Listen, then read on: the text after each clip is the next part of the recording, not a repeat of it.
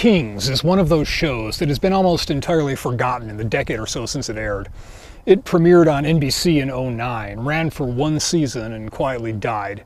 Whether it deserved that cancellation is up to the gods of pop culture and the vagaries of network profits, but it deserves some consideration for what it was. On a basic level, Kings was a modern-day retelling of the biblical story of King David. You know, shepherd boy that killed Goliath, wrote some psalms, had some wives, war, murder, adultery. And by modern retelling, I don't mean some cheesy corporate boardroom drama. I mean it's set in a country much like ours, but after a civil war, and they have a king. Kings? A monarchy in this day and age? It's not a constitutional monarchy either, none of that figurehead stuff like old Chucky 3, but an actual king that subdued his enemies, united the warring tribes, and runs the country directly by divine right. That's a key point to the whole thing. It's not just politics, but religion as well. The king doesn't just say he was chosen by God to unite the country. He really was. Sure, anyone can say they hear God speaking to them, but if he consistently tells you useful information, then you have to take it seriously, and pacts with the deity are very serious matters. Even death can, on occasion, be bargained with in this world. But even a king chosen by God has to deal with the day-to-day mess of governing, and things quickly get shady. Our hero is David Shepherd. Obvious, really. We meet him after the war has ended. His country is united under the new king, Silas, and the new capital city, Shiloh, is being consecrated. Reverend Samuel stops in at the Shepherd farm with car trouble, hoping that some farm boy can help him out. It was just a cracked hose. To you maybe, but to me that was a broken car. Mostly this introduces the characters, but the little detail of Samuel's anointing David's head with dirty engine oil is a nice touch, letting you know that, yes, it's that kind of story. Then we jump ahead a year, and David is in the army, fighting in another war against Gath, a neighboring country named for a Philistine city, Goliath's hometown. There's this whole thing where Goliath is a Russian tank, and David's squad sort of acts like they're a new thing, which isn't surprising, as Gath's army doesn't seem to know what to do with tanks either. Combined arms is not a thing in this world. The whole sequence is a bit clunky, but David destroys the tank and rescues Jonathan, the prince, played by a very young-looking Sebastian Stan. David's a hero, King Silas gives him a medal and a promotion, and assigns David to deal with the press. I mean, read statements and answer stupid questions, not deal with them. King Silas, for all his faults, is no Stalin. But it's the unstable regime and the bubbling tyranny that makes this interesting. Silas doesn't want to be a tyrant, but sometimes he feels like he has to be. His brother-in-law, who financed his rise to power, is eager to replace him with a compliant puppet. The queen slips seamlessly between giving sensible advice to casually having inconvenient people murdered, while David gradually draws the king's ire as Silas starts to see him as a rival for the adoration of the people, for his daughter's affection, and for the throne. There's a constant interplay between divine guidance, gritty statecraft, and petty personal tensions. And one of the most interesting side characters in all this is Thomasina, the assistant, who gets comparatively little screen time, but who really captures the dilemma of being a decent person working in a corrupt system. She begins by having to push small lies, covering up for the prince's homosexual affairs to the press, keeping the king's mistress secret. But gradually the lies become bigger as the administrative tasks get darker. Sometimes an individual, especially those who have worked for government, whether they're a soldier, a police officer, or a bureaucrat, comes to a moment when they're told to do something they know is wrong. It's the moment when that individual has one last chance to say no, where they have to choose between losing their job by refusing or losing a part of their soul by actively participating. Kings shows us that moment. If there's a number that made him lie, there's a number that'll make him tell the truth. See to it there's no more talking. Are you sure that's necessary?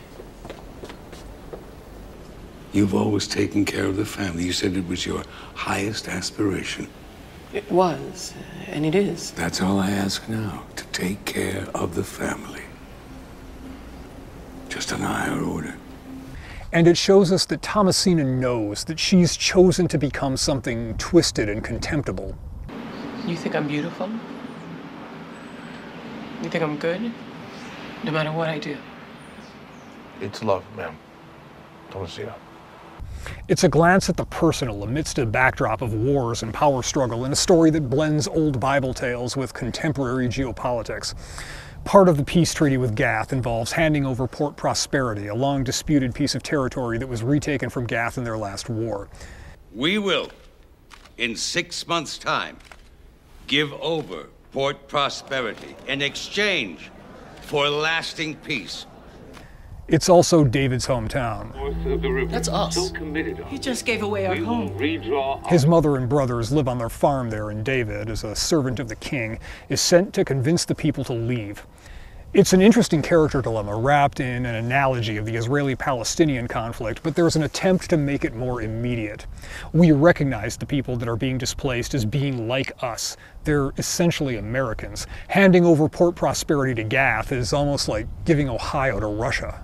Any who have not vacated by the deadline will be arrested. Any who resist arrest will be shot. Twice. And the powerlessness of the people living there is conveyed in a clear but not preachy way.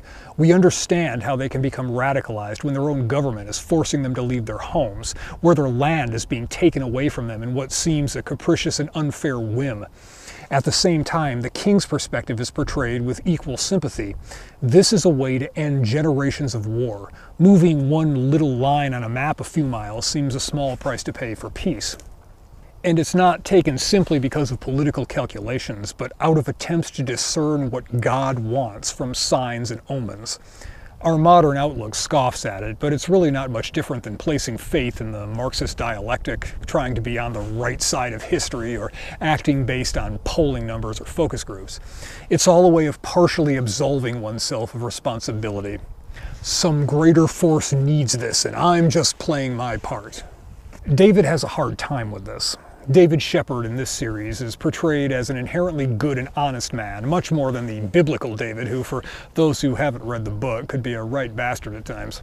But in both instances, the king becomes jealous of David and wants him gone, and so the king sends him on a quest, with the promise of the princess upon his triumphant return, only he's not intended to survive. In the show, David is sent to recover the national charter. The charter was stolen. Bring it back. Basically, someone stole the Constitution, and he has to go get it back from a group of Gath terrorists. The biblical account is a bit stranger. Thus shall ye say to David, the king desireth not any dowry, but 100 foreskins of the Philistines, to be avenged of the king's enemies. Obviously, network television can't have the king send someone out for dick tips, and more importantly, what? David is, of course, successful in returning the charter with a little of that supernatural help. So the king sets him up with a bogus treason charge so that he can have the troublesome rival executed under the pretense of legal authority. All the while, the king's brother-in-law is grooming the prince to be his figurehead after the inevitable coup, which then puts David in the position of helping Silas retake the throne. And this is one of the ways in which this show really stands above. King Silas and Prince Jonathan are both selfish, power-hungry killers, but only some of the time. We're all a bunch of conniving cowards hoarding over a carcass. At your worst, yes. At your best, you bring heaven closer to earth. They both have redeeming qualities, and through the course of the season we find ourselves both wanting to see them pay for their evils sometimes and rooting for them to succeed at others. It's a world where good and evil are a bit fuzzy.